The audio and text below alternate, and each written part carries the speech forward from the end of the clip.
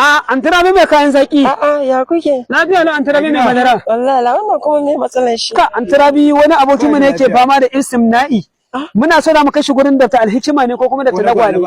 Muna so mu je a mai maganin istimna'i gaba ɗaya baya da ƙarfi jikinsa. To shi ne muka tuna da ke muka ce bari mu zo mu kawo miki shi ke bashi madara zaki. Gaskiya ne.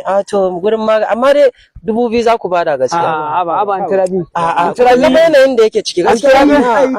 Antarabi abin da zamu baki 300 Antarabi. Na gaskiya saukin da zan muku ban 1500 kawai. Ku ba ga ku tafi da shi can da zai muku. Antarabi a taimaka kin ga mutuwa zai. Ina wannan abin na hannunka. To yanzu ne ku ban 1000 kawai to shi ke. Antarabi a yaƙuri ga dare ba zan iya rage. A yaƙuri Antarabi ga 100 ana tare a bashi madara zaki. To amma dan ya warke za a cika min gaskiya. Insha Allah Antarabi. A yaƙuri.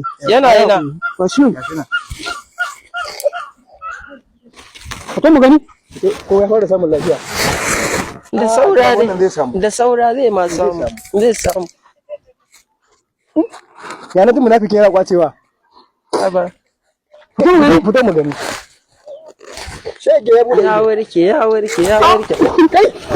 Wannan ran jarababbe ne haka. Kai. Ka samu lafiya. Kai. Wannan jaraba. Wannan samu lafiya. Ba da Allah. Ka samu lafiya. Wannan jaraba. Ya samu lafiya ya sha madara zaki.